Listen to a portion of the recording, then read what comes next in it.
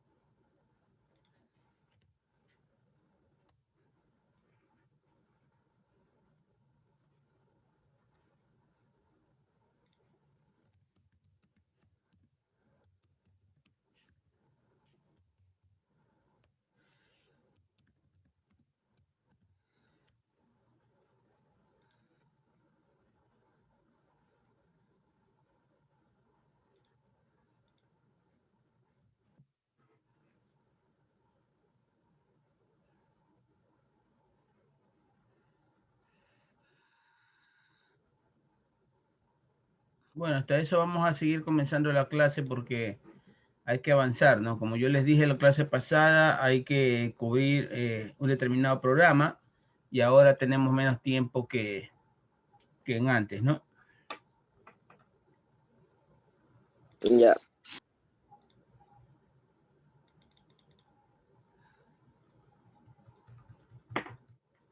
A ver, Luis, comencemos con la lectura, por favor.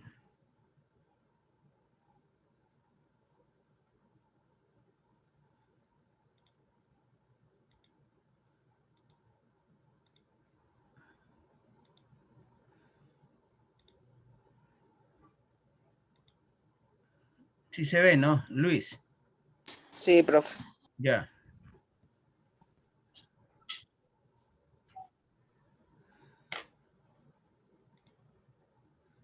Comencemos con la lectura.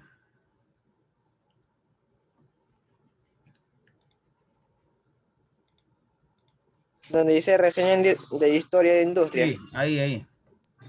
Reseña de historia de la industria y la seguridad, génesis de la evolución y el de reglamentación de la salud y la seguridad. La seguridad y la salud es la ocupacional a nivel mundial. Son consideradas como un pilar fundamental en el desarrollo del país. Constituyen una estrategia de la lucha contra la pobreza. Sus acciones están dirigidas de la promoción y la protección de la salud de los trabajadores y el desarrollo de un país. A ver, Luis, Constituye, lee despacio y lee lo que está ahí. No cambien ya, las palabras. Lee despacio, primero ve y después habla. ¿Ya? ya, constituye una estrategia y una prevención de Ahí los no dice, mira, ahí no dice y una prevención, y dice a la prevención. Siga. ya, a la prevención de los accidentes de trabajo y riesgos laborales causando por los accidentes de trabajo y riesgos ocupacionales en las diversas actividades económicas. La situación actual presenta diferente. La tecnología ha ocupado un papel predominal, predominante en cuanto a la posibilidad de eliminar y de reinventar tareas y ocupaciones. Ha generado un crecimiento que a la fecha ha sido exponencial, del cual se desconoce su final fecha, cuál va a ser el efecto que llegue a producir en el mundo y sus relaciones sociales. Y en tiempos actuales se busca generar en el aprendiz un proceso de sensibilización en la importancia de la prevención del riesgo laboral. Ya, ¿por qué se hace énfasis en la palabra aprendiz? Porque a ese nivel es que más se manifiestan los accidentes en personas que están aprendiendo los procesos productivos, que se están acoplando o acostumbrando recién a su sitio de trabajo. ¿Ya? Personas que se están introduciendo en el ámbito laboral recién. Entonces, esos son los que por lo general son blancos de accidentes.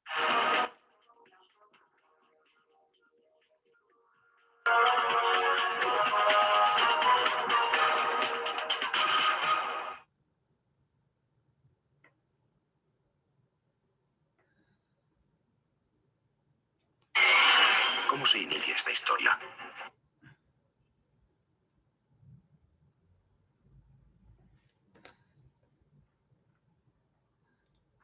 Siendo estos la actividad laboral más representativa para efectos de resaltar las condiciones de trabajo en esta época la constituye la minería, realizada en importantes yacimientos de oro, plata y plomo. Sin embargo, aquí no se implementaron medidas de seguridad o higiene, fundamentalmente porque quienes realizaban estas faenas eran esclavos o presidiarios. Los hechos más representativos en materia de seguridad se desarrollaron en las sociedades antiguas más importantes, siendo Egipto, Mesopotamia, Grecia y Roma las de mayor interés. Durante el desarrollo de la civilización egipcia, 4000 años antes de Jesucristo, se evidenció una especial consideración para los guerreros, embalsamadores y fabricantes de armas, quienes tenían leyes especiales para realizar su trabajo y evitar así accidentes en el mismo. Las medidas de protección estaban dadas por el faraón y se implementaron en las grandes urbes o ciudades con talleres reales. Dichas medidas eran arneses, sandalias o andamios especiales para la construcción de las pirámides. Un escultor importante de la época, Ramsés II, hizo especial aplicación de estas leyes, brindándole a sus esclavos buena alimentación y buen trato, garantizando así que se mantuvieran motivados durante la realización de la jornada laboral.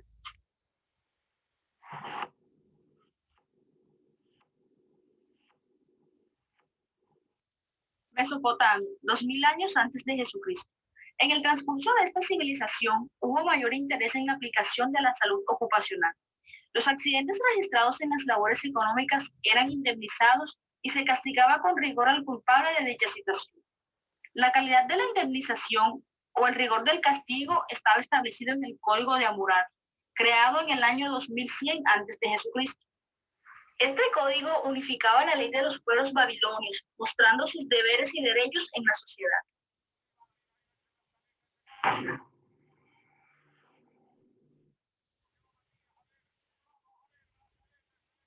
En Grecia existían grandes yacimientos de minerales, cuya extracción era realizada por los esclavos de la época. Ellos estaban presentando serias intoxicaciones debido a la sobreexposición a los materiales químicos usados en el proceso de extracción. En esta época era poca la protección e higiene que tenían los esclavos, precisamente por su condición. Sin embargo, los médicos de la época se ocuparon de las lesiones y enfermedades que mineros, obreros y artesanos contraían en el ejercicio de sus oficios, tal como se leen en las obras de autores como Hipócrates, Plinio el Viejo, Galeno y otros. Hipócrates sugiere en el siglo IV antes de Jesucristo catalogar por primera vez la intoxicación por plomo como una enfermedad ocupacional. Plinio el Viejo, en su Enciclopedia de Ciencias Naturales, describe un número de enfermedades ocupacionales a las que clasifica como enfermedades de los esclavos, al referirse a los trabajadores de la manufactura y la minería. Comenta también el uso de pedazos de lino a manera de respiradores por los refinadores de minio, sulfuro rojo de mercurio. Galeno y Celso incluyen en sus escritos breves comentarios sobre enfermedades debidas a exposiciones de origen ocupacional.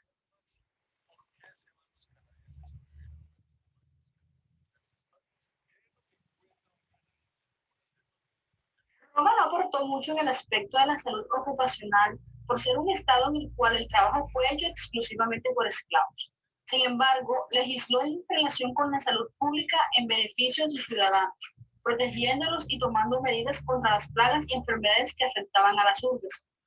Se observa cómo en muchas civilizaciones antiguas, especialmente en Roma, nacen agrupaciones o asociaciones de personas para protegerse, ya sea de las calamidades, accidentes, muertes, etc. sin ser organizadas por el Estado y con un carácter voluntario de personas que se unen en busca de ayuda mutua.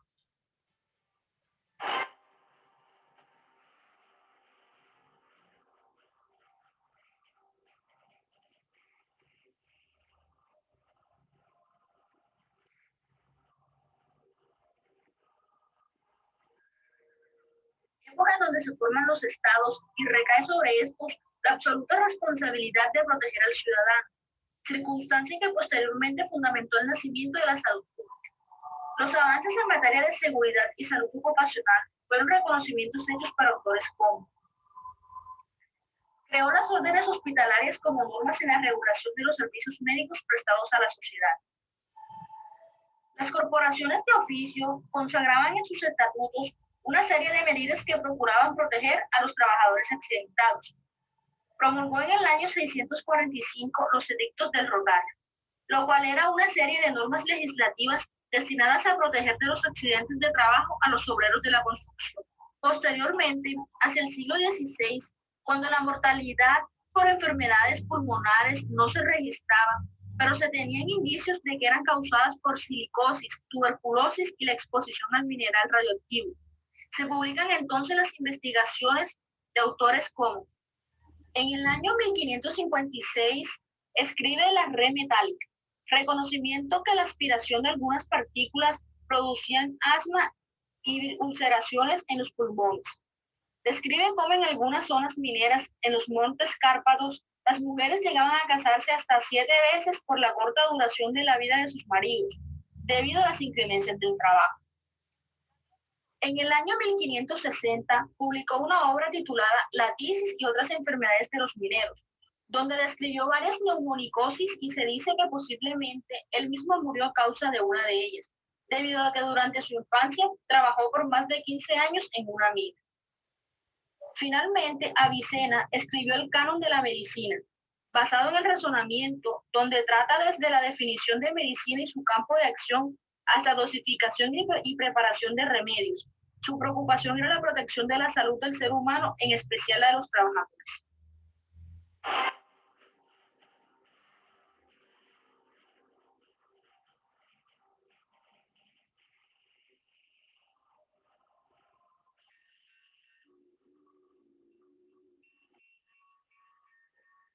En este tiempo se perfeccionan los procesos tecnológicos, apareciendo nuevas ramas de la industria y nuevos tipos de factores contaminantes que afectan la salud de los trabajadores.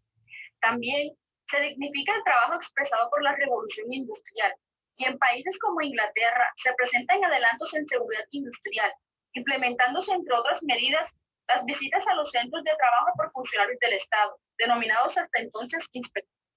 Con la revolución industrial se incorporaron mayor número de trabajadores, tanto hombres como mujeres y niños. Es decir, que el desarrollo ocasiona la utilización de mayor cantidad de mano de obra y de sistemas mecánicos mucho más complicados y peligrosos para quienes los manejaban, ocasionando así accidentes de trabajo o enfermedades profesionales. Trata además de conservar la seguridad y la higiene en el trabajo, al impedir los accidentes, al igual que conservar en las mejores condiciones posibles al ser humano, valorándolo como persona. Para los que recién ingresan, estamos viendo la evolución que ha tenido la seguridad industrial y salud ocupacional en cuanto al ámbito laboral durante la historia, durante diferentes etapas, ¿no? Desde la prehistoria, pasando por la Edad Media, el comienzo de la Edad Industrial y la Edad Moderna o contemporánea. Persona que merece toda la protección posible y como irreemplazable factor en el trabajo y en la producción. En esta época ocurrieron importantes acontecimientos, como se muestran a continuación. En el año 1700, el médico italiano Bernardino Ramazzini publica la obra considerada fundacional de la actual medicina del trabajo, disertación en torno a las enfermedades de los artesanos, y por lo cual se le considera el padre de la medicina del trabajo. En ella, vuelca los conocimientos adquiridos en años de estudio de los diferentes trabajadores y los ambientes en los que estos ejecutaban su trabajo, desarrollando un método que comprendía la observación de la supuesta causa de daño profesional, el examen clínico del trabajador para determinar la influencia del trabajo sobre la salud, la documentación sobre el tema y las normas higiénicas y medidas de prevención individuales y colectivas ofrecidas. Luego, en el año 1784, una epidemia de fiebre en las fábricas de hilados de algodón cercanas a Manchester incitó a desarrollar la primera acción en pro de la seguridad por parte del gobierno. Atrajo así la atención de un público influyente sobre la explotación de los niños. Seguidamente, en 1795, se formó la Cámara de Salud de Manchester, la que asesoraba en relación con la legislación para reglamentar las horas y las condiciones de trabajo en las fábricas. En el año 1811 se organizó un movimiento en protesta por el trato infrahumano en el trabajo. Este movimiento fue llamado ludista, porque fue desarrollado bajo la dirección de Ned Ludd, conocido como un benefactor de los pobres. En 1841 se promulgó la Ley de Minas, la cual determinaba las compensaciones punitivas por las lesiones previsibles causadas por maquinaria de minas no protegida. Creó el cargo de inspectores de minas y excluyó a las mujeres y muchachas del trabajo subterráneo, prohibiendo igualmente que lo efectuaran niños menores de 10 años. Finalmente, en 1842, Edwin Chadwick, miembro de la comisión encargada de formular las leyes de la protección a los pobres, se convirtió en la fuerza impulsora que dio origen a un estudio titulado Informe sobre las condiciones sanitarias de la población obrera en la Gran Bretaña. Esta obra fue base de las reformas en el siglo XIX en Europa y en los Estados Unidos.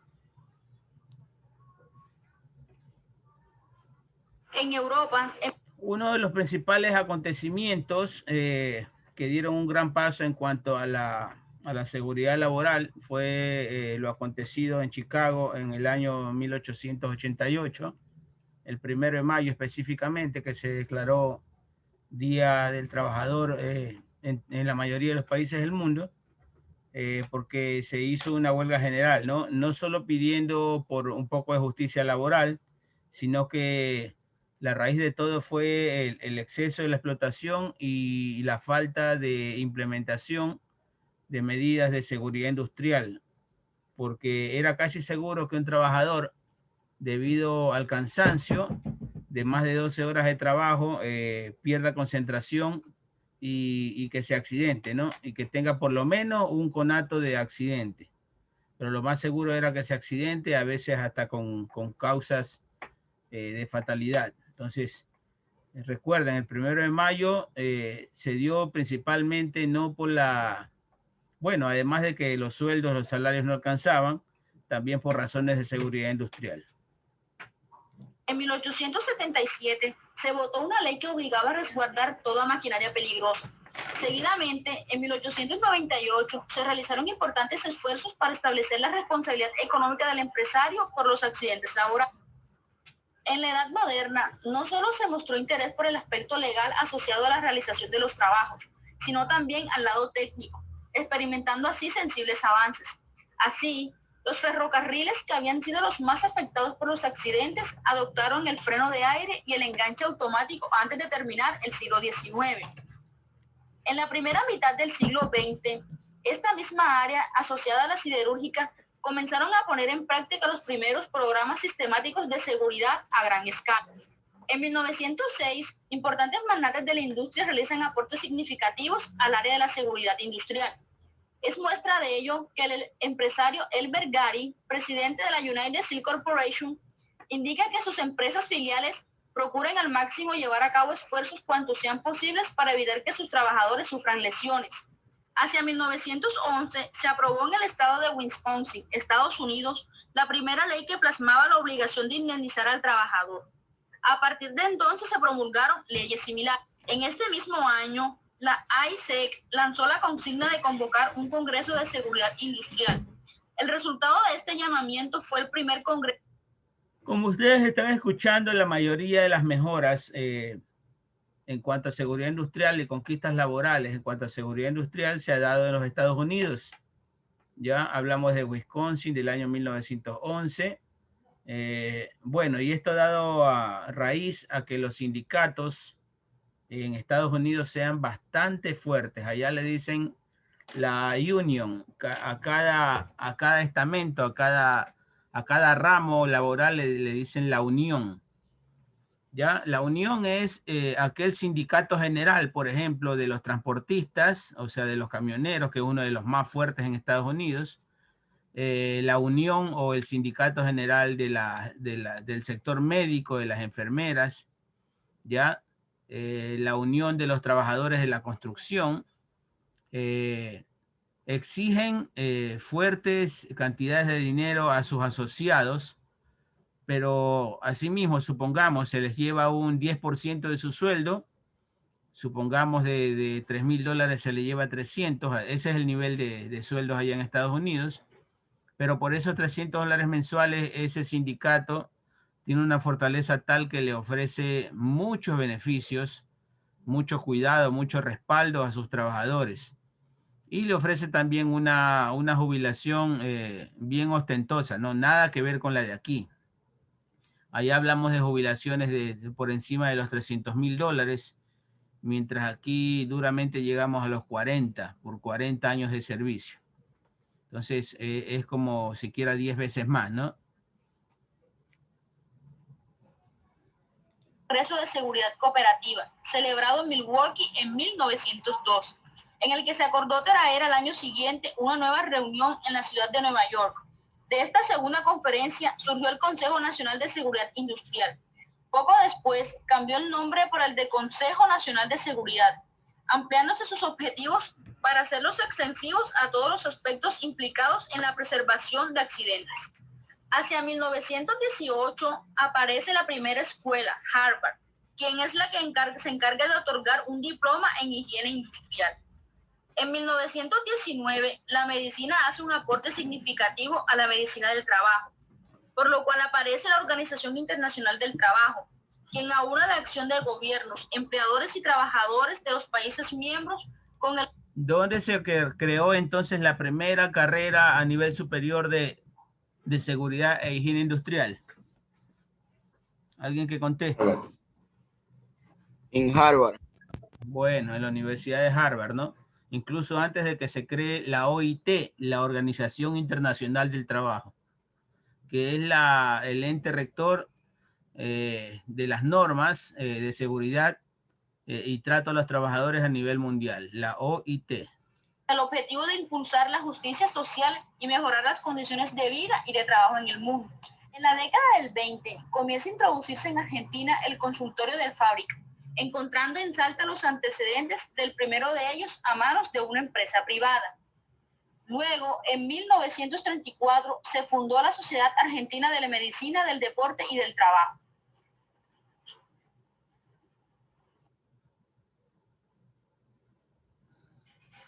El desarrollo de la salud ocupacional en Colombia se remonta a la época prehispánica, donde el indígena... Bueno, eso ya son casos específicos por países, ¿no? Pero a nivel general mundial ya hemos visto los principales acontecimientos que se han dado a nivel de seguridad industrial. En este momento vamos a pasar lista. Estamos con cuarto B. Carriel. Me contestan. Morán Cerezo. Presente. Ah, no, pues hoy día son 3 horas. Moreno Darling. Pacheco. Presente. Pinela. Presente. Salazar. Presente. Sánchez Steven. Presente. Ya les voy a pedir que prendan las cámaras. ¿Ah? Sánchez Jefferson. Presente. Belis Álvarez. Presente. Belis Alvear. Profe, y yo. Belis Alvear no está. ¿Quién falta en la lista? Y estoy, ingeniero. A ver, Belis Alvear. Estoy. Tiene mal su micrófono, pues. A ver, ¿quién más falta en la lista? Yo lo oro. Luego, la clase pasada no estuvo. Es por lo que estuve en las prácticas y no me daban el tiempo lo que estaba que me conectara. Pero yo sí me conecté un ratito y ahí estuve. Lor, apellido, segundo. Guayamabe con H, con Y y con B chica. Ya. El Wesley, W-S-L-E-Y.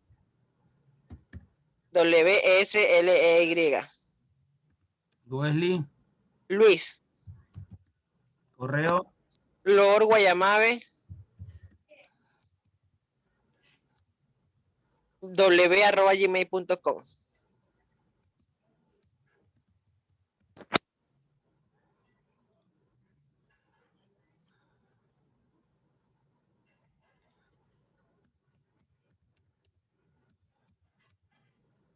¿no hay algún nuevo estudiante por ahí?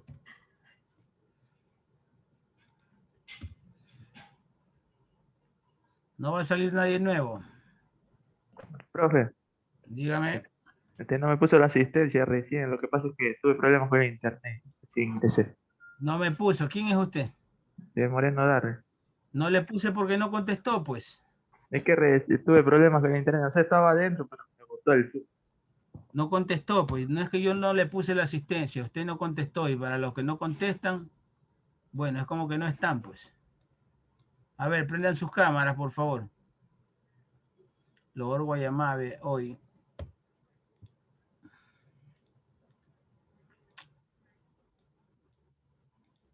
¿Por qué no coge la fórmula aquí? S9 sobre 37.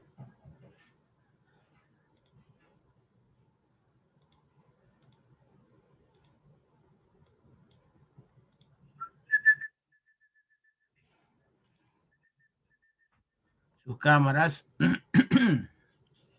Salazar y Pacheco. ¿Qué hubo, Lili? ¿Cómo va el equipo? Ahí, ingeniero. Ya solo nos queda Barcelona porque esa selección es un desastre. Sí, es verdad.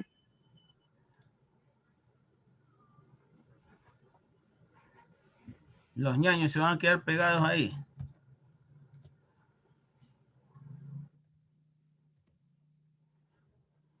Ya, gracias.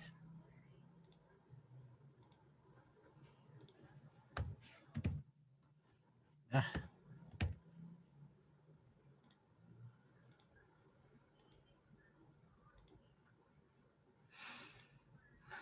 Bueno, seguimos entonces. Antigüedad y Edad Media. A ver, Lor, lectura.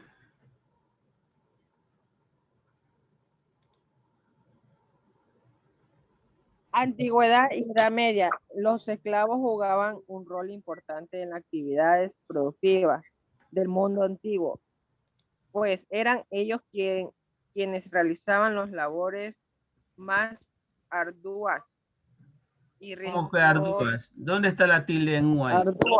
arduas Arduas. Y riesgosas. Podemos decir incluso que el trabajo ha estado asociado desde siempre a la esclavitud y con el esfuerzo físico. El Egipto es una de las civilizaciones del mundo que ha tenido destacables innovaciones en materia de seguridad y salud ocupacional. Por ejemplo, se utilizaban arneses, sandalias y andamios, arneses ¿Ya? y sandalias. Sandalias.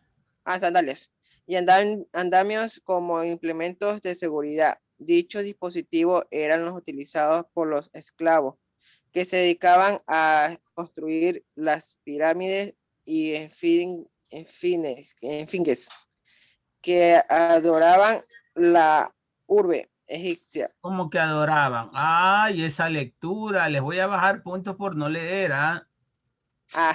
¿Qué pasó?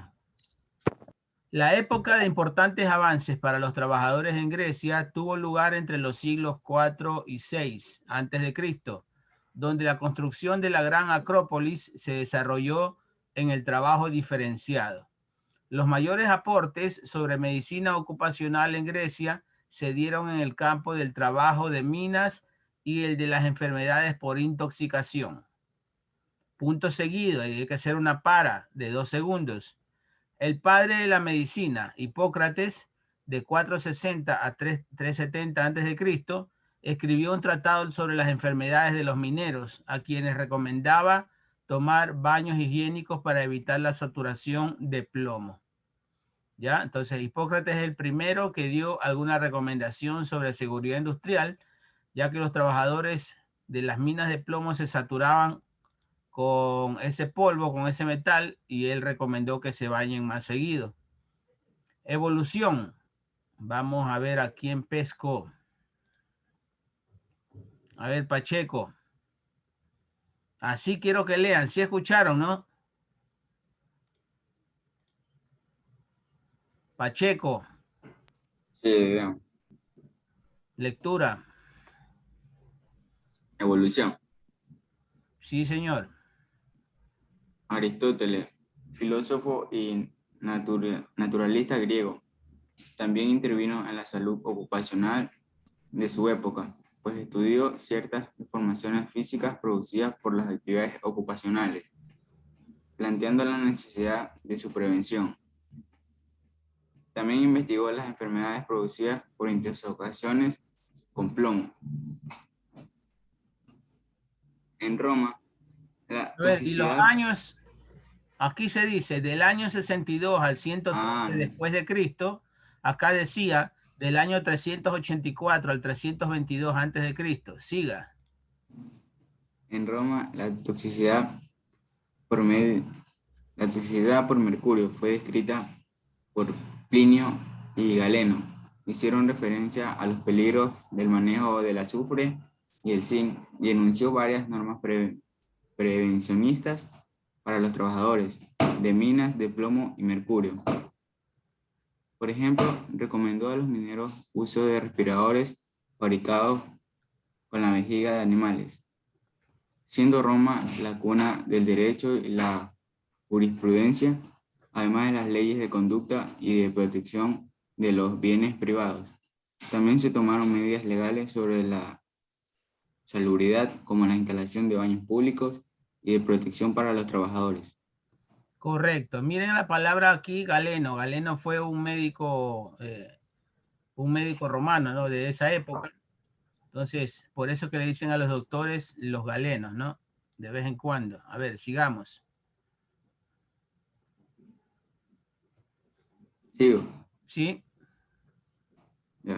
130 o 100 Después de Cristo. después de Cristo. Otra figura notable de Roma fue Galeno, quien después de Hipócrates es considerado como el médico más importante del mundo antiguo de Occidente. Galeno estudió las enfermedades de los mineros, los curtidores y los gladiadores. Asimismo, menciona enfermedades asociadas a los vapores de plomo, enfermedades respiratorias en los trabajadores de minas. Renacimiento.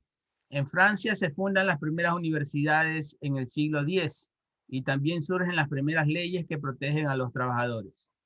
Sería en las leyes que se apuntalan los primeros avances hacia la formalización de la seguridad laboral.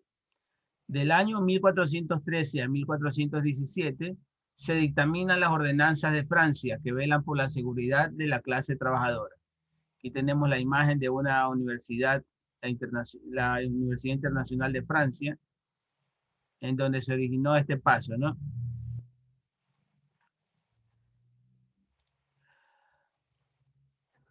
A ver, Sánchez, Ronquillo, Jefferson.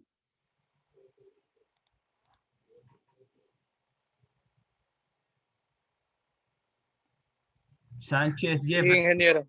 Sí, sí. La lectura, por favor. Dice, 1473. En Alemania se publica un panfleto elaborado por Ulrich Eyenbach, quien señala algunas enfermedades profesionales. Este sería el primer documento impreso que se ocupa de la seguridad y fue uno de los primeros textos sobre salud ocupacional. En el Renacimiento, a las puertas de la Edad Moderna, dos hombres agrícolas y Paracelso describen en sus obras enfermedades profesionales y sus respectivos sistemas de protección, realizando importantes contribuciones a la higiene laboral. Kircher escribe Mundos subterráneos, donde describe algunos síntomas y signos de las enfermedades mineras como tos, disnea y caquexia. 1665, Walter Pope publica la Philosophical Transaction, donde se refiere a las enfermedades de mineros producidas por intoxicaciones de mercurio. Ramazzini sentó un precedente muy importante en la materia de salud ocupacional, pero con la naciente industria del siglo XVIII, el interés de los científicos se centró en los aspectos técnicos del trabajo, primero en la seguridad, después, de manera que la salud ocupacional pasaría por un periodo de latencia hasta finales del siglo XIX. Ya, la lectura ya está aceptable. Sigamos. 1500. Progresaron las manuales gracias a la creación de manivela, las bombas de agua y lanzadera volante de Kay. Ya, aquí está la manivela mediante una excéntrica. Ya, las bombas de agua y las lanzaderas. Aquí, ¿no? Este es el sector de lanzaderas. Del año 1736 a 1819, James Watt inventa la máquina a vapor, al perfeccionar los artefactos anteriormente mencionados, y con ello inicia el proceso de mecanización de los sistemas de producción y el transporte. Déjeme ver. No está Carriel.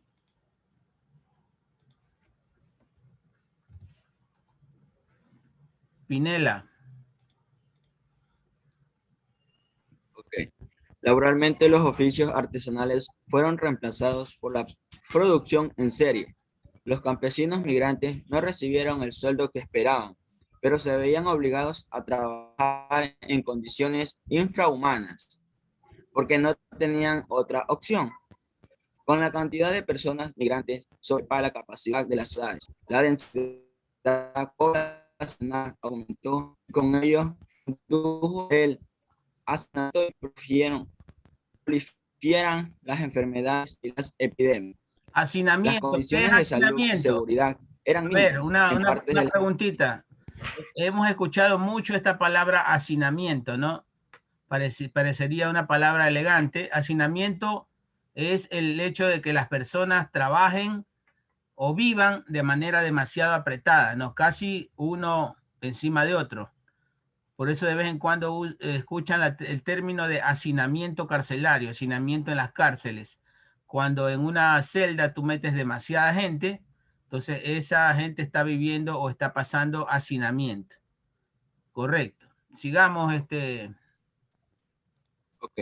Las condiciones de salud y seguridad eran mínimas, en parte de la cantidad de trabajadores y obreros, como de los emprendedores.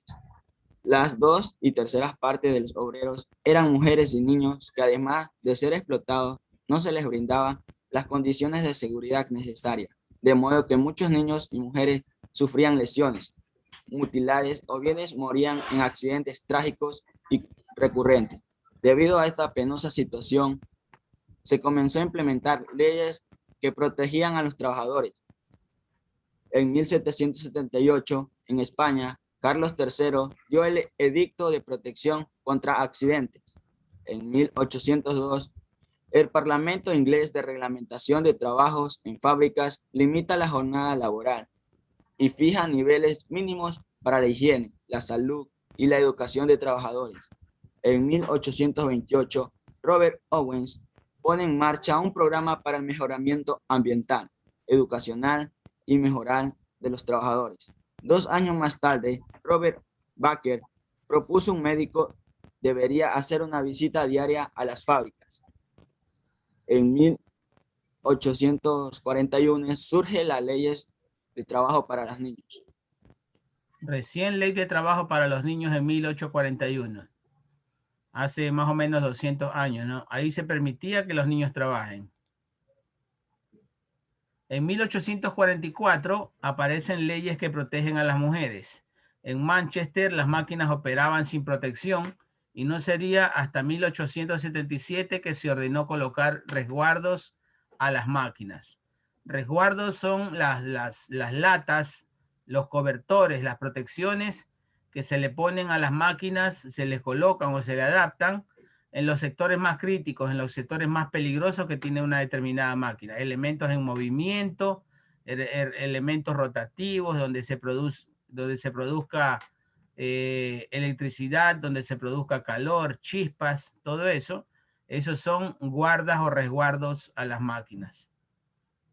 Leyes similares ya contemplaban desde 1855 aspectos como la ventilación y protección de túneles en desuso, la señalización, el uso de manómetros y válvulas adecuadas para las calderas de vapor y la exigencia de indicadores y frenos en el caso de dispositivos para levantar equipos.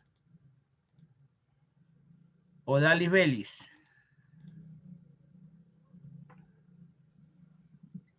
Karl Marx y Friedrich Engels, quienes se interesaron por los derechos de los trabajadores, son los promotores de la sindicalización, que serviría como un canal para la mejora de las condiciones del trabajo, incluyendo la seguridad. El 4 de mayo de 1886 tuvo lugar la revuelta de Chicago, que culminó con el justo establecimiento de las 8 horas de trabajo. En 1848 se inició una legislación sanitaria para la industria. 2 años más tarde comienzan las inspecciones para verificar el cumplimiento de las normas que tendrían sustento legal. El primer sistema de extinción contra incendios fue implementado por Frederick Grinnell en 1850 en Estados Unidos. En 1867 se promulga una ley que nombraba a los inspectores en las fábricas. En 1868 aparecen las leyes de compensación al trabajador. Y en 1874, Inglaterra y Francia fueron los países que lideraron la formación de la salud y la seguridad ocupacional en Europa. Formalización. Ya, aquí tenemos ya producción en serie, ¿no? Producción en serie, o sea, cuando un elemento comienza en nada y poco a poco se van adhiriendo elementos que van a formar o componentes, se le dice a nivel industrial componentes, aquellas piecitas que al sumarse, al unirse, forman un determinado mecanismo y los mecanismos forman sistemas y los sistemas forman máquinas, pequeñas máquinas terminadas, ¿no? Aquí vemos rotores eléctricos, por ejemplo. ¿Ya? Parecerían motores de arranque, parecerían, sí, motores de arranque. Sigamos, Odalis. En 1875, Max Pettenkofer funda el primer instituto de higiene en Múnich. En 1890 se generaliza en todo el mundo la legislación que protege a la sociedad y a los trabajadores contra riesgos laborales. En 1911, el estado de Wisconsin aprobó la primera ley que regula la indemnización al trabajador. Siglo XX. Siglo XX. A la par de todos los avances técnicos que hicieron posible el paso al siglo XX, con la masificación de las fuentes de energía eléctrica y termodinámica en los hogares y la industria respectivamente, las teorías y concepciones sobre la administración del trabajo también pusieron su cuota en el proceso de formalización de la seguridad que culminó en la institucionalización de la seguridad industrial. Siga, Odalis, por favor. En 1918, la Universidad de Harvard fue la primera casa de estudios superiores que concedió el título de licenciado en seguridad e higiene en el trabajo. También empieza a funcionar la OIT, Organización Internacional del Trabajo. Otro suceso importante fue el Tratado de Versalles, que en su fracción 12 estableció principios que luego tomaría la OIT, de modo que en 1921 se crea su servicio y prevención de accidentes. En 1918 también aparece la Escuela Americana con Heinrich, Simons, Grimaldi y Beard, que proponían un enfoque analítico y preventivo de los accidentes. Correcto, déjeme pescar a alguien más.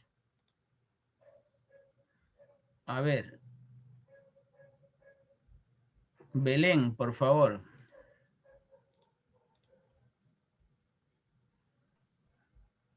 Para 1960, la seguridad industrial es ya una ciencia y una profesión, cuyos aportes a la industria y el trabajo son valorados en tanto que se eliminan o minimizan los riesgos laborales, permitiendo reducir los costos económicos que afectan a la producción.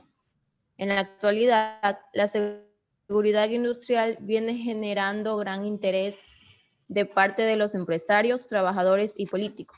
En particular, los gobiernos han invertido dinero en la difusión de normas y seguridad y en la inspección periódica de empresas, fábricas e industrias a través de diversos organismos de control.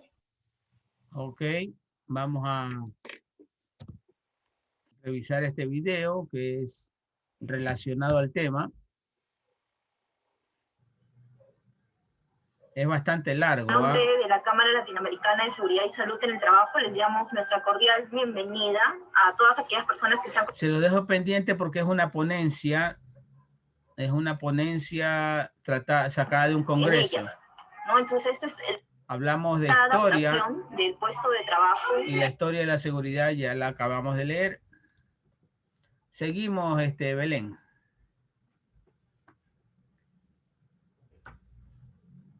Belén. Y si no, yo no, la pantalla todavía no la pongo. No Bueno, está. riesgo ocupacional. No, sí, sino que el título todavía no salía. Riesgo ocupacional identificado a través de la historia.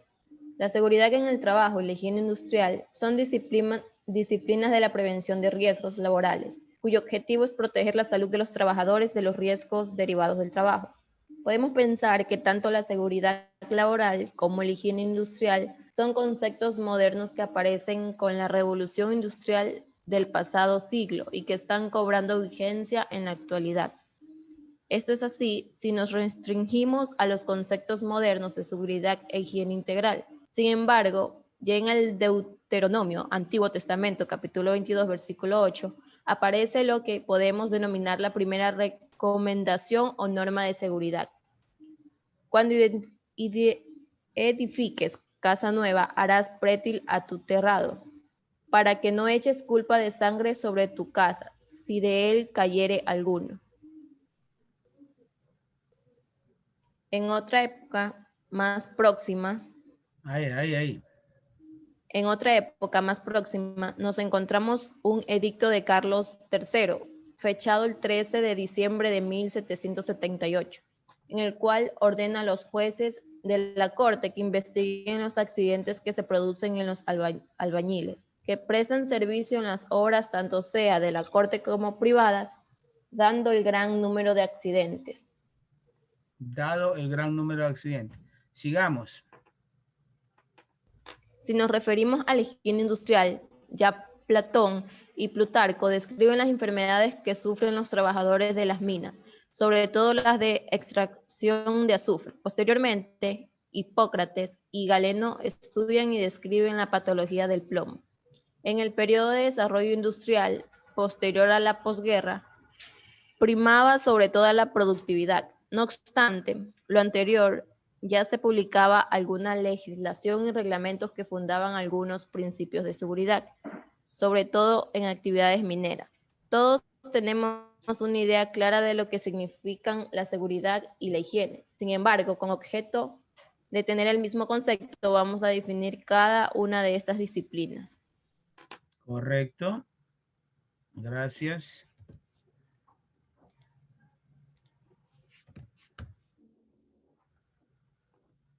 De la salud ocupacional es hablar de la historia del trabajo mismo, entendiéndose como la ejecución de tareas que involucran un esfuerzo físico o mental y que tienen como objetivo la producción de bienes y servicios para atender las necesidades humanas. La palabra trabajo proviene del latín tripaliare, que significa atormentar, torturar con el trepalium, el cual era un yugo de 3 palos donde se colocaban los esclavos para darle azotes cuando no habían cumplido con su trabajo. La historia del trabajo está ligada desde sus orígenes al hombre, el cual ha tenido la necesidad de sobrevivir llevando a cabo acciones tan elementales como alimentarse. Es así como nace el trabajo y junto a este sus riesgos de enfermedad o incluso la muerte para los trabajadores. De esta manera surge la medicina y salud ocupacional como especialidades diferentes, pero entrelazadas, pues la medicina ocupacional, por su parte, se dedica a la prevención y manejo de las lesiones, enfermedades e incapacidades ocupacionales. La salud ocupacional, por su parte, también se enfoca en la promoción de la salud y de la productividad de los trabajadores, sus familias y comunidades. Ambas disciplinas han evolucionado a través del tiempo con antecedentes históricos de gran relevancia, que se comentan a continuación. Durante la prehistoria, el hombre tenía una relación de total dependencia con la naturaleza. La supervivencia era difícil por las condiciones climáticas y dificultades de protección. En el periodo paleolítico y neolítico, el hombre inicia la construcción de los primeros instrumentos de trabajo, inicialmente a base de piedras y palos. Luego dominaría el fuego y usaría la cerámica. Posteriormente pasa de la etapa recolectora a la agricultura y ganadería, bajo un régimen comunitario de la propiedad de los instrumentos y distribuyéndose equitativamente los alimentos que producen. En esta época no se tenía concepción de la salud de enfermedad. Se creía que los padecimientos eran producto de la naturaleza o fuerzas externas. Es en la edad antigua cuando las comunidades ven la necesidad de organizarse en diversas clases de trabajo, de acuerdo a las políticas de gobierno establecidas para cada nivel, raza y medios económicos, sin tener en cuenta los riesgos y su capacidad de trabajo específica, la cual estaba limitada según el tipo de trabajo que se desarrollaba. Los esclavos jugaban un rol importante en las actividades productivas del mundo antiguo, pues eran ellos quienes realizaban las labores más arduas y riesgosas. Según registros antiguos, los habitantes de Mesopotamia asociaban las cataratas como enfermedad ocupacional de la manufactura y el trabajo artesanal del vidrio. Asimismo, el Código de Hammurabi, cuyo nombre honra al sexto rey de la dinastía semita, contiene principios jurídicos redactados en el año 2000 a.C., que sancionaban a aquellos habitantes que causaban daño a la sociedad, comprendiendo a aquellos que se producían dentro de un contexto laboral. Los babilónicos tenían un sistema de producción incipiente pero que abarcaba productos variados como la cerveza, el pan, los hilados, la forja de ladrillo y metales.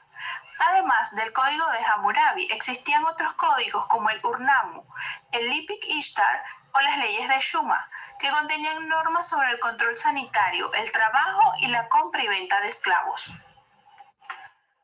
Una de las civilizaciones del mundo antiguo que ha tenido destacables innovaciones en materia de seguridad y salud ocupacional fue Egipto, donde resaltan los primeros equipos de protección personal, en este caso utilizados por los esclavos egipcios dedicados a construir las pirámides y esfinges, que utilizaban arneses, sandalias y andamios como implementos de seguridad. La práctica de protección era dejada a criterio del patrón. Por ejemplo, Ramsés II brindaba un trato especial a los esclavos que construían sus estatuas, porque pensaba que si estaban mejor descansados, alimentados y bebidos, realizarían su trabajo con más gusto y por lo tanto las estatuas del faraón serían más estéticas. Con respecto a la medicina ocupacional, se encuentran textos que señalan una relación causal entre las posturas incómodas en el trabajo y la fatiga o las deformaciones físicas, como es el caso de la sátira de los oficios, que también describe afecciones oculares y parasitarias ocasionadas por el uso del barro. Igualmente, en el papiro quirúrgico descubierto por Edwin Smith en el siglo XVII, se mencionan diversas dolencias y enfermedades, en particular las que afectan el sistema nervioso, asociadas hipotéticamente a ocupaciones específicas. Para Grecia, la época de importantes avances para los trabajadores tuvo lugar entre los siglos VI y IV a.C., con la construcción de la Gran Acrópolis, donde se desarrolló el trabajo diferenciado. El padre de la medicina, Hipócrates, escribió un tratado sobre las enfermedades de los mineros, describiendo los síntomas de la intoxicación por mercurio y plomo, y recomendando a su vez tomar baños higiénicos para evitar la saturación de plomo. Indicó además que los determinantes de las enfermedades se relacionaban con el ambiente social, familiar y laboral. De hecho, siempre que Hipócrates atendía a un paciente le preguntaba a qué se dedicaba y enseñaba a sus discípulos que el tipo de trabajo realizado se relaciona con enfermedades específicas. En su tratado Aires, Aguas y Lugares, estableció una metodología para visitar los centros de trabajo e identificar las causas de las enfermedades. Aristóteles, filósofo y naturista griego, también investigó las enfermedades producidas por intoxicaciones con plomo, interviniendo en la salud ocupacional de su época. Estudió ciertas deformaciones físicas producidas por las actividades ocupacionales, planteando la necesidad de su prevención. En Roma, Plinio fue el primero en describir las enfermedades de los esclavos. Hizo referencia a los peligros del manejo del azufre y el zinc y anunció varias normas preventivas para los trabajadores de minas de plomo y mercurio. Por ejemplo, recomendó a los mineros el uso de respiradores fabricados con la vejiga de animales.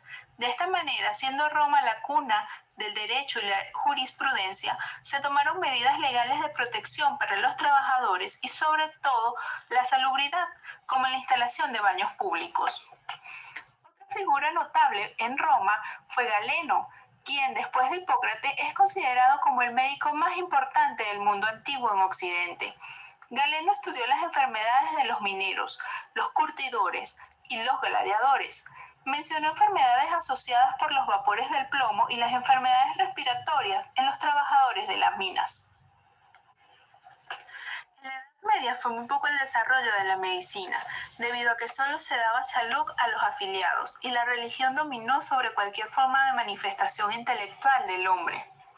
Es durante el Renacimiento que se fundan las primeras universidades en el siglo X y también surgen las primeras leyes que protegen a los trabajadores. Con la creación de la imprenta en Alemania se publica en 1473 un panfleto elaborado por Ulrich Elefag que señala algunas enfermedades profesionales. Este sería el primer documento impreso que se ocupa de la seguridad y que fue uno de los primeros textos sobre salud ocupacional. Entre 1541 y 1542, Vesalio se dedicó a la ardua tarea de revisar los principios de Galeno, retomando temas ocupacionales. George Agricola publica De Re Metallica, donde trata temas relacionados con la minería, mencionando afecciones en ojos, pulmones y articulaciones de los mineros. En otra de sus obras, De Animatibus Subterranis, se refiere a las deficiencias de la ventilación como una de las principales causas de enfermedades ocupacionales. Paracelso, por su parte, escribe De Morbis Metallici, que contiene la descripción de múltiples tipos de intoxicaciones por metales padecidas por los mineros, haciendo énfasis en los problemas pulmonares más frecuentes. Durante la Edad Moderna, el trabajo más amplio y profundo sobre la salud ocupacional lo realizó Bernardino Ramazzini, quien fue profesor de la Universidad de Padua y enseñaba, al igual que Hipócrates, a relacionar el trabajo con la salud. Sus estudios los publicó en 1700 en el libro De Morbis Artificum Diatriba. Inicia su obra ocupándose de las minas metálicas y poco a poco abarca más profesiones, de modo que para la segunda edición de su libro ya incluía 54 ocupaciones distintas.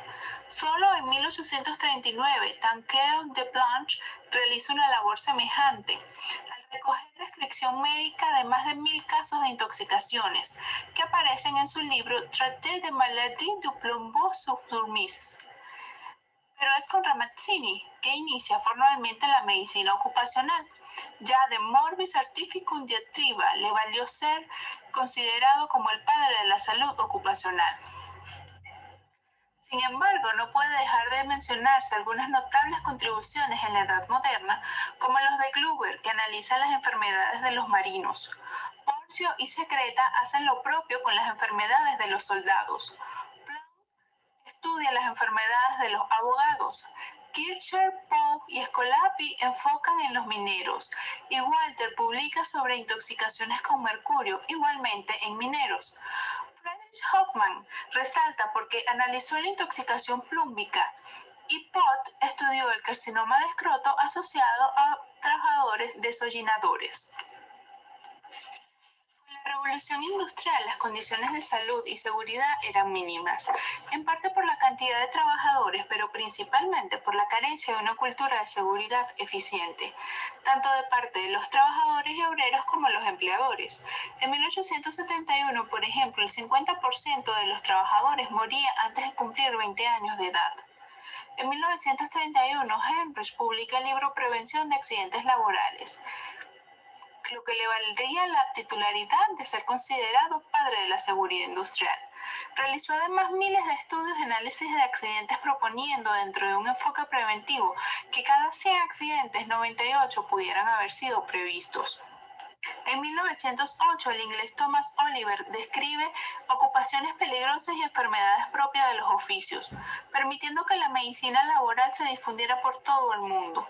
En 1918, la Universidad de Harvard fue la primera casa de estudios superiores que concedió el título de licenciado en seguridad e higiene en el trabajo. En la actualidad, más de 20 universidades norteamericanas disponen sus programas de licenciatura y doctorado en esta área. En ese mismo año empieza a funcionar la Organización Internacional del Trabajo, y es en el Tratado de Versalles donde en su fracción 12 estableció los principios que posteriormente tomaría la Organización Internacional del Trabajo como principal objetivo de mejorar las condiciones de trabajo, así como de fortalecer las economías entre las naciones. Entre los años 40 y 50, la medicina del trabajo, tanto en Europa como en Estados Unidos, maduró hasta convertirse en una disciplina científica con pleno derecho. Florecieron los departamentos médicos de las compañías y los programas de residencia y becas de investigación, además de continuar el desarrollo de las disciplinas auxiliares como la enfermería del trabajo, la higiene industrial y la rehabilitación vocacional.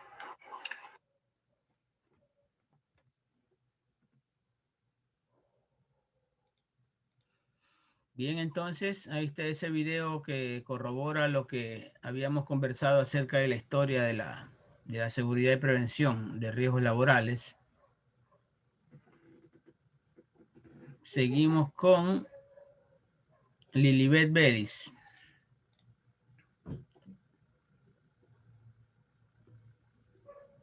Podemos preguntarnos por qué las empresas vienen realizando labores de prevención incluso antes de la obligación legal, que aparece con la publicación de la LPRL. Eso significa Ley de Prevención de Riesgos Laborales.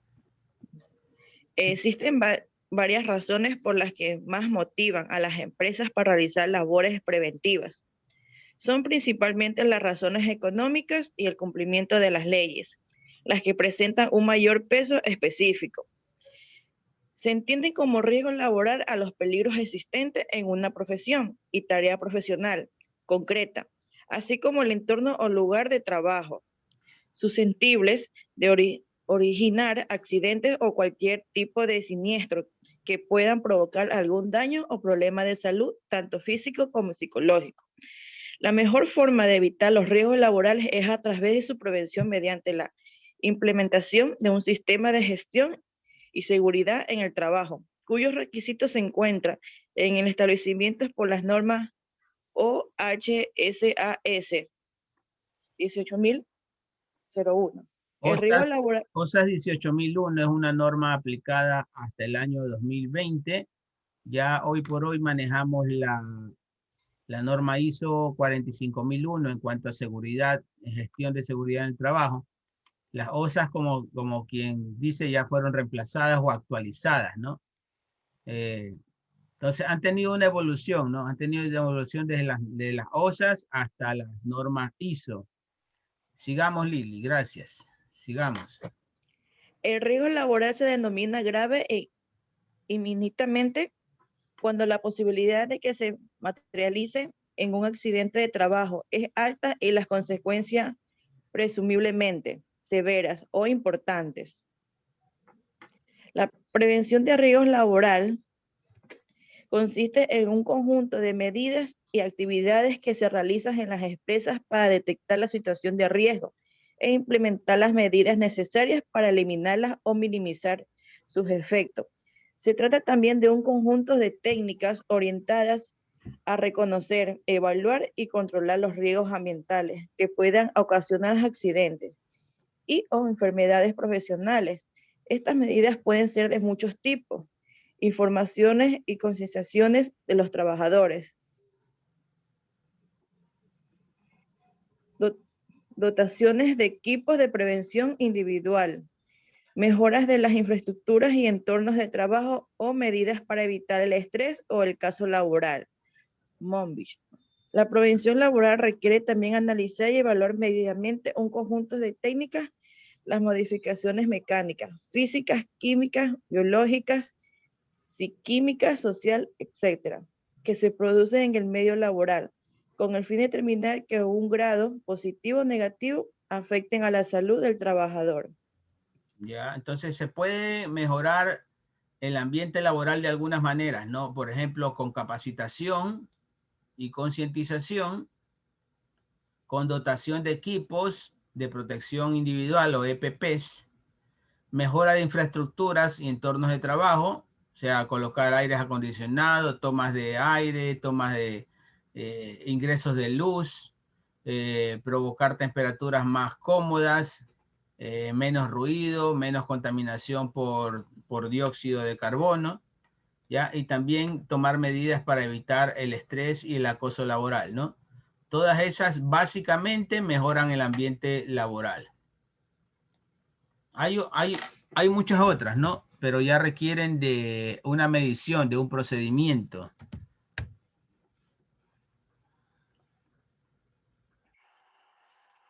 Bienvenidos. La siguiente video del tiempo con antecedentes babilónicos tenían... Esto ya lo hemos visto, es en la historia también.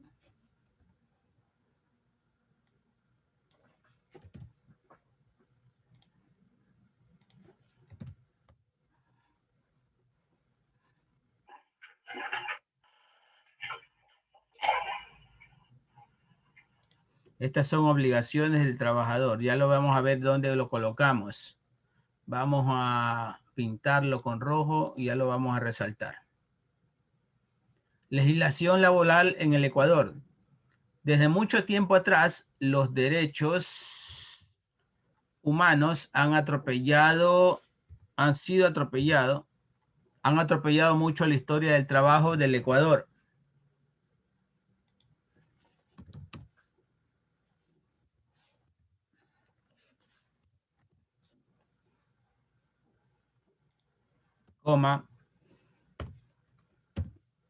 En las antiguas colonias, con la explotación a los trabajadores y así enriqueciéndose algunas personas y los trabajadores quedando en la pobreza e inclusive acabando con su vida. Hasta el siglo XIX todo seguía igual. Entonces la sociedad de sastreros, o sea los sastres de Pichincha y la sociedad de carpinteros de Guayaquil, que pidieron reducir a 9 horas la jornada laboral en 1901. En los años 1908 y 1909 surgió la huelga de trabajadores del ferrocarril de Durán, que exigían respeto al horario laboral y el alza salarial y en estos tiempos, en estos tiempos se fundó el primer Congreso Obrero Ecuatoriano. Los sastreros de Quito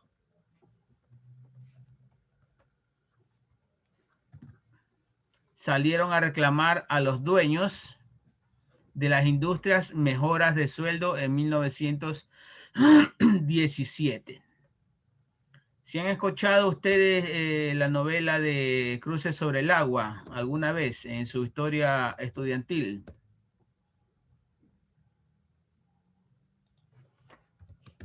Cruces sobre el agua. ¿Han escuchado ese libro, esa novela? Esa es una novela que trata sobre la revolución del 15 de noviembre de 1922. Fue en Guayaquil, ¿no? Fue aquí en Guayaquil, en el Malecón, donde murieron muchos trabajadores. Se hizo una huelga general encabezada por los panaderos de la ciudad. Entonces vamos a darle lectura también. Déjenme, esto va aquí. Control C.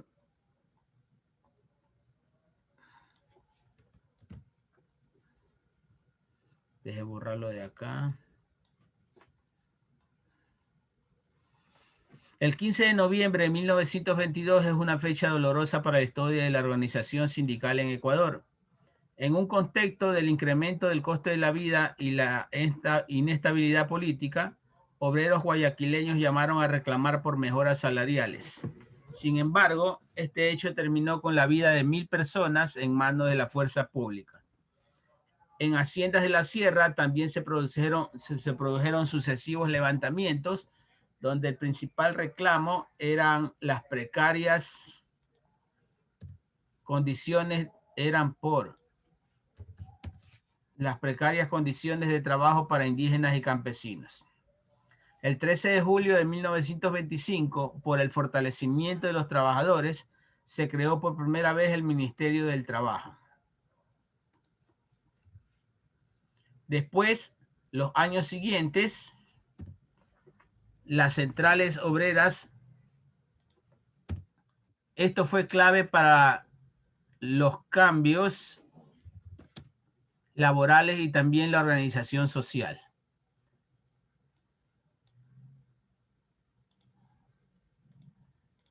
En el marco de una constitución vigente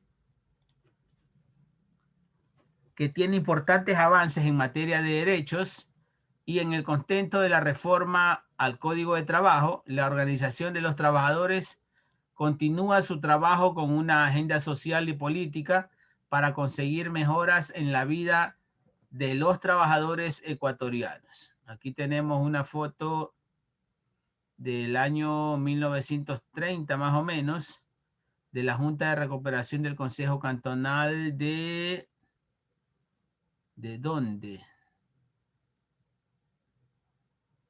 Aquí tenemos, esta foto es de la sierra. Bueno, es la foto de un sindicato, no de una representación sindical. Vamos a ver un poco de la legislación laboral aquí en el Ecuador.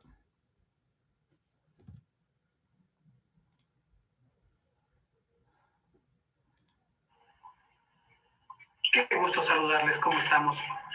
53 del Código de Trabajo. Claramente establece que se debe indemnizar a los trabajadores por los accidentes de trabajo y las enfermedades profesionales que pueden haberse dado, obviamente considerando el artículo 38 y 353. El artículo 42 del Código de Trabajo establece una ratificación sobre este tipo de aspectos. Entonces, por eso es importante siempre orientar al tema de la cobertura del seguro, ¿no es cierto? Dentro de lo que compete a la parte de seguridad y salud ocupacional, es algo de lo más importante que se necesita hacerlo. Y por ende, el mismo artículo 42 lo establece y lo refuerza y dice claramente todo tipo de empleador, todo empleador está obligado a inscribir a los trabajadores al Instituto Ecuatoriano de Seguridad Social. Debe inscribir desde el primer día de trabajo a sus trabajadores y de igual manera dar aviso tanto de entrada como de salida, así como los avisos de accidentes de trabajo y de enfermedad profesional al Instituto Ecuatoriano de Seguridad Social. No solamente lo dice en la resolución del IES 513 que hay que dar el aviso de los accidentes de trabajo y las enfermedades profesionales, no solamente lo dice el decreto ejecutivo 2323 en su artículo 11 que hay que dar aviso a la autoridad laboral y a la seguridad social sobre el tema de los accidentes de trabajo y enfermedades profesionales. Se lo dice también aquí en el artículo 42 del Código de Trabajo. Entonces, esto desde la década de los 60, el Código de Trabajo en las obligaciones ya existía de por sí, ¿no? Teníamos que haber reportado a la seguridad social siempre los accidentes de trabajo como un aspecto muy importante dentro de lo que se necesita para que el empleador pueda cumplir sus respectivas obligaciones. Y dentro de los últimos cumplimientos que se han revisado con el tema del Código de Trabajo, ustedes recordarán que en el año 2016 hubo una reforma, básicamente el 9 de noviembre del año 2016, salió la reforma incluyendo en el Código de Trabajo lo relacionado al tema de la prevención del acoso laboral también. El Código de Trabajo en este artículo 42 que lo estamos mencionando, también habla, dentro de lo que se incorporó en el numeral 36, de que todo empleador está obligado a implementar programas de capacitación y políticas orientadas a prevenir cualquier forma de acoso laboral o discriminación, hostigamiento e intimidación en el trabajo.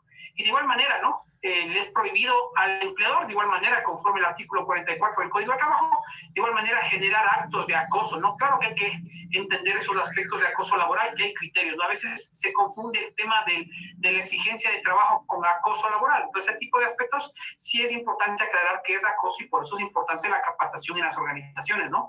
Pero reiteramos que dentro de las obligaciones, que es el tema que estamos trabajando el día de hoy, el artículo 42 dentro de las últimas reformas ya incorpora lo relacionado al tema del acoso laboral en su respectivo numeral 36. Esto dentro de lo que establece el Código de Trabajo. Entonces, el Código de Trabajo ha sido muy general en los cumplimientos que refieren a la parte de seguridad y salud ocupacional, y para eso está el resto de cuerpos legales. Entonces, si nosotros nos remitimos al capítulo 3 del Instrumento Andino de Seguridad, edición 584 del ACAN, ratificado, aprobado en Ecuador el 15 de septiembre del 2004, claramente podemos observar en su artículo 11 las diferentes obligaciones, no solamente en el artículo 11, sino en todo el capítulo 3, pero empieza con el artículo 11, ¿no es cierto?, donde todo empleador ya de manera muy específica tiene que adoptar las medidas necesarias y destinar cualquier tipo de medida en fin de prevenir cualquier tipo de riesgo laboral, disminuir los riesgos laborales, prevenir accidentes de trabajo y enfermedades profesionales, crear directrices para la prevención de los riesgos laborales, ¿sí?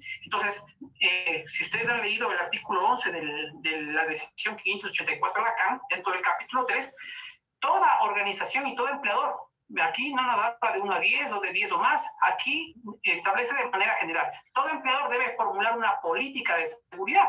De igual manera, esa política es un tema muy necesario, no se puede contar con un tema de seguridad si no hay un compromiso, ¿no? Donde se establezcan objetivos, recursos, responsables, programas sobre el tema de seguridad y salud del trabajo. De igual manera, todo empleador, sea en el reglamento que sea y en el país que sea, tiene la obligatoriedad de identificar los peligros, evaluar los riesgos y de igual manera generar el proceso de control, sea que lo identifique por medio de mapa de riesgos o de cualquier programa a la vigilancia epidemiológica ocupacional, que es lo que nos pide en... Como se dan cuenta, el video describe ciertas normas y condiciones que tiene el empleador como el trabajador, ¿no? Se dan cuenta de que es una convivencia, una colaboración, una contribución de las dos partes. No tiene nada que ver con el asunto sindical. Lógicamente, la plática o la intervención está dada por un dirigente sindical, pero clarito lo dice que hay que capacitar al trabajador en cuanto a las normas del trabajo, en cuanto a las obligaciones que tiene tanto el empleador como el trabajador. Es un asunto de sana convivencia, un asunto de primero cumplir con los deberes y luego de exigir los derechos, ¿no? Entonces, si el empleador cumple con sus deberes y el trabajador también cumple con sus deberes, los dos van a tener la calidad de exigir cada uno sus respectivos derechos. Claro, es una relación a veces hasta tóxica. En empresas se han dado grandes problemas, han habido demandas colectivas, demandas masivas de parte de candidatos, de sindicatos importantes, de empresas grandes del país, y a veces se han solucionado y a veces no. Un problema grande que conocemos, un juicio de casi 30 años, es el de la Cervecería Nacional, por ejemplo, aquí en Guayaquil. Antes la cervecería quedaba detrás del Cerro Santa Ana, donde queda ahorita el sector ese, Parque Santa Ana, algo así, sector Santa Ana, donde están esos edificios, donde han hecho ahorita una especie de zona rosa. Ahí quedaba, ese era el espacio justamente que utilizaba la Cervecería Nacional. Yo me acuerdo porque yo estudié en una escuelita que queda ahí al lado, la José Domingo de Santisteban, que es de la Junta de Beneficencia.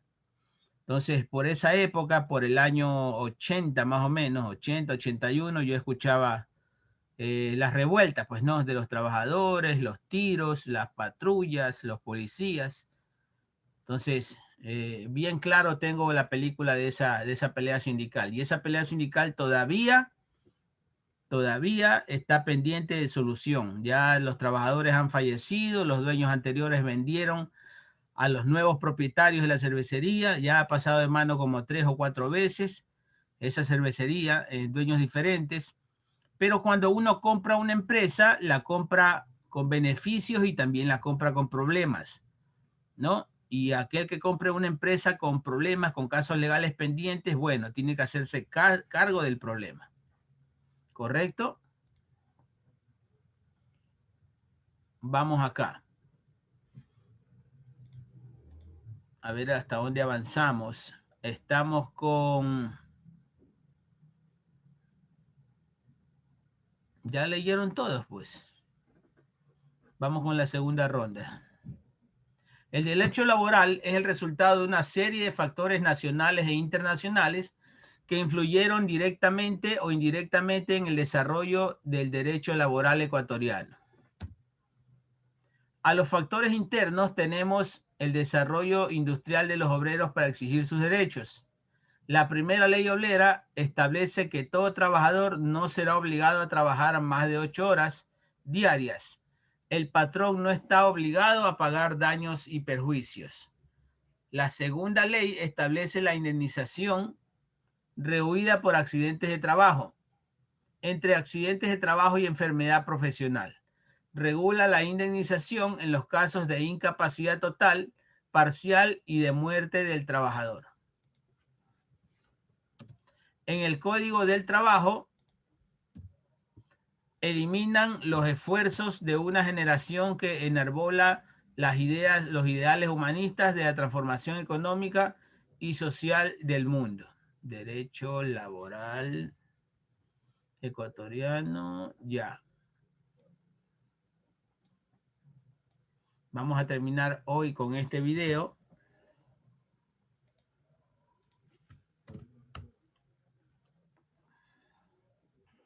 La República del Ecuador nació como Estado el 13 de mayo de 1830, tras concluir un periodo de inestabilidad política, luego de un proceso de independencia de España, que culminó en la Gran Batalla de Pichincha el 24 de mayo, liderada por el general Eloy Alfaro, ya que en este tiempo existían cofradías de los conservadores católicos, los cuales regían de mala manera. De trabajadores se regían por el Código Civil del Trabajo.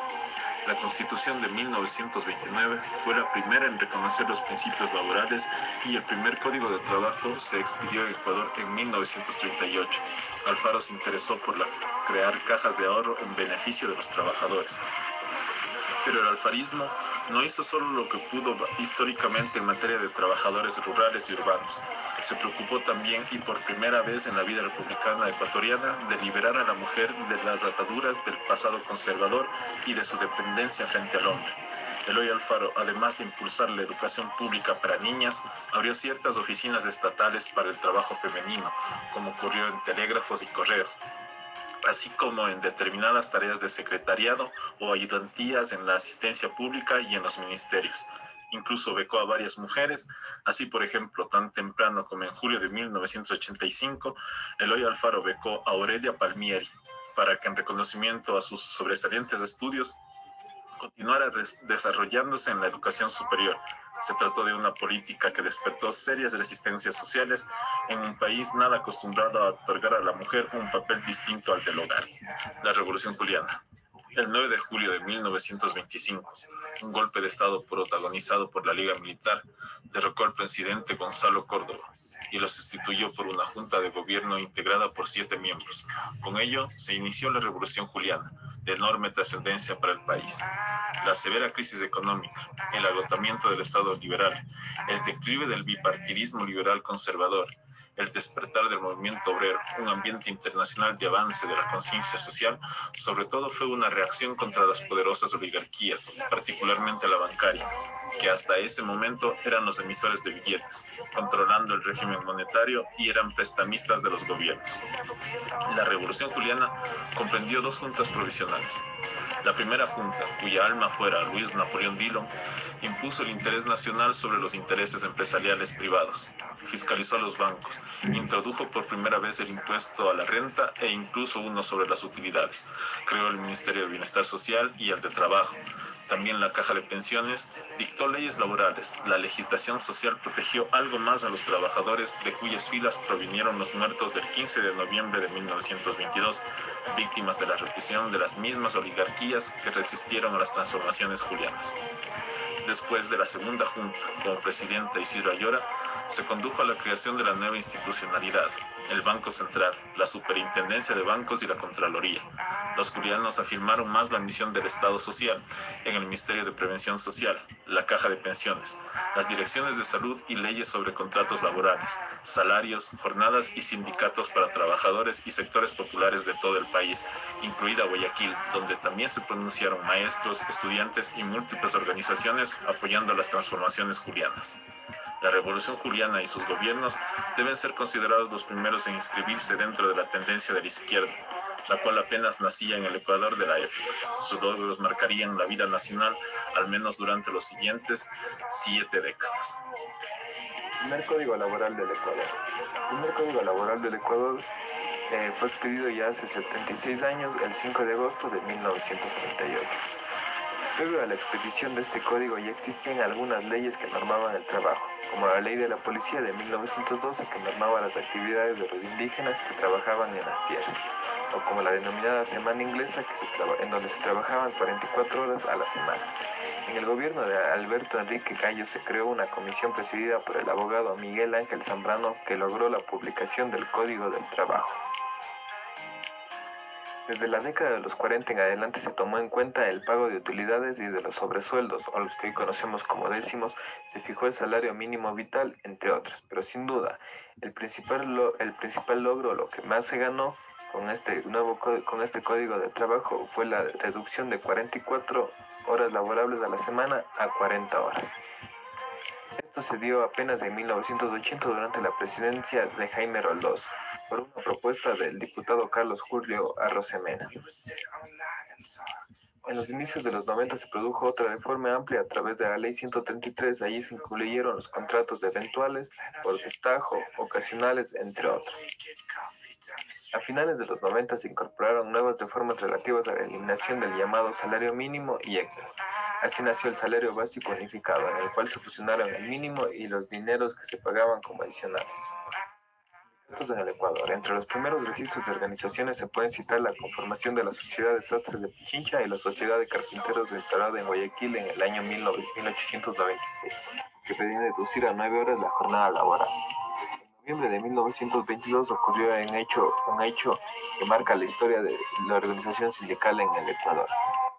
La matanza de más de 1.000 personas que eran trabajadores obreros guayaquileños que reclamaban aumentos salariales, mientras que en las haciendas de la sierra también se producían sucesivos levantamientos.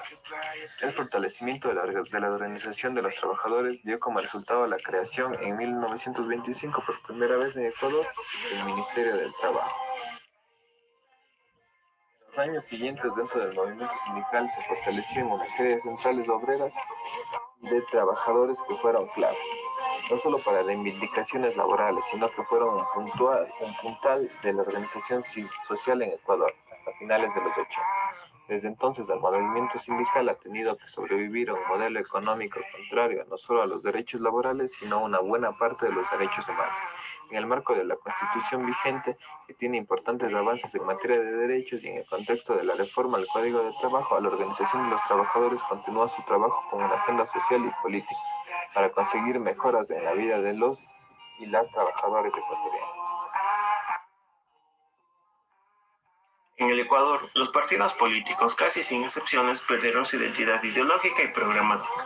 Se convirtieron en tiendas de campaña electoral lideradas por caudillos locales o nacionales. La corrupción se generalizó y salpicó a las 3 funciones del Estado.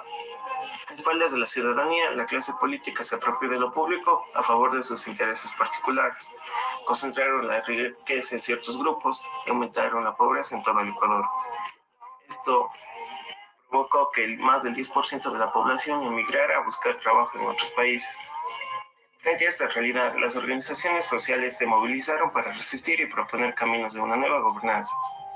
En la década de los 80, las organizaciones sindicales y estudiantiles fueron principalmente las que lideraron estas luchas, pero en la década de los 90 emergió el movimiento indígena, particularmente liderado por la Confederación Nacional de Indígenas del Ecuador, o CONAIE.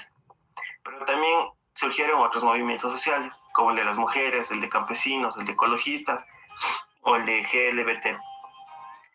También se levantaron pobladores urbanos, jóvenes que con momentos de mayor y menor capacidad de articulación enfrentaron a los gobiernos de turno y sus agendas neoliberales. Ante los hechos de exclusión de los pueblos indígenas promovidos por el Estado ecuatoriano y ante hechos como los ajustes estructurales de gobierno, la modernización del Estado de tendencia privatizadora y la intervención de políticas internacionales, el movimiento indígena asume en la década de los 90 su rol protagónico, mediante propuestas que buscan el reconocimiento del Ecuador como un país pluricultural y multiétnico, en el sentido de democratizar la sociedad y el Estado ecuatoriano. A partir de 1990 y años sucesivos, el Ecuador se caracterizó como un acumulado de nuevas movilizaciones y levantamientos indígenas, haciendo que el movimiento indígena se transformara en un nuevo actor social necesario en la sociedad debido a que asumía una funcionalidad política, que buscaba expresar un sentido social que ya no encajaba con el discurso ni la práctica política de los decadentes sindicalismos ni los partidos políticos tradicionales. Los pueblos y nacionalidades indígenas, mediados por el movimiento indígena, durante la década de los 90, intentaron ir configurando un mayor acercamiento con el Estado, a través del diálogo y la negociación política, mediante la construcción y creación de instituciones nuevas, tales como la Comisión Coordinadora de Asuntos Indígenas, la Secretaría Nacional de Asuntos Indígenas y Minorías Étnicas, SENAIME, el Consejo Nacional de Planificación y Desarrollo de Pueblos Indígenas y Negros, el Ecuador, y el Consejo de Desarrollo de las Nacionalidades y Pueblos del Ecuador, CONDEP. Dichas organizaciones creadas hicieron que en el Ecuador se cree un ambiente diferente al que se tenía en años anteriores, logrando que se creen nuevas reformas en el Ecuador en el ámbito social y político, así como también en el ámbito del Código Laboral. Bueno, como nos damos cuenta, las cosas a nivel laboral, esta eterna pugna entre empleadores y trabajadores no han dado solución por las buenas. Siempre ha habido fricciones, ¿no? Desde el inicio. Los unos por obtener más trabajo y pagar menos sueldo, y los otros por obtener más beneficios y trabajar menos. Entonces, eso es una eterna lucha que vamos a tener, pues, ¿no? Y en el plano laboral que les toque a ustedes desarrollarse ya cuando trabajen, sean empleados o sean empleadores, mejor dicho, sean parte de los obreros o sean parte de los jefes o dueños de microempresas o empresas, les va a tocar actuar con justicia, porque la desidia, el problema principalmente es la pelea por recursos, no por dinero, ¿ya? Pero para eso existen las leyes, además de la conciencia propia, del sentido común, existen las leyes para normar cada uno de nuestros actos a nivel laboral. Entonces, no sé con quién les toca, le voy a dejar, ¿quién es el presidente del curso?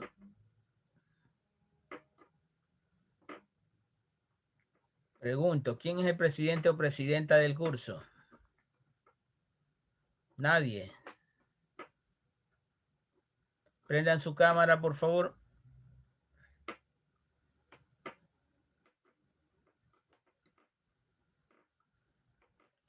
¿A quién le puedo dejar el host para que cuando llegue el otro profesor se lo pasen y lo pongan como hospedador? Nadie es presidente. Del año pasado, del semestre pasado, ¿quién quedó? Se retiró. Ya no se acuerdan. O sea, era Luis Yagual, pero me pusieron a cargo a mí. Ah, renunció a Luis Yagual. Bueno, vamos a pasarle a Lili el host, porque yo tengo clase con otro paralelo. Entonces, ustedes tienen el host para que no se corte la reunión. Para que no se corte la reunión y esperen al otro docente, ¿sí? Pasen bien, niños. Nos vemos el día martes. Ahí están los links de los videos para que los vayan viendo. Estamos borrando los más extensos y los que se repiten. Como ya fueron viendo, ya he pulido un poco el documento, ¿no? Pasen bien. Buenas tardes. Buenos días.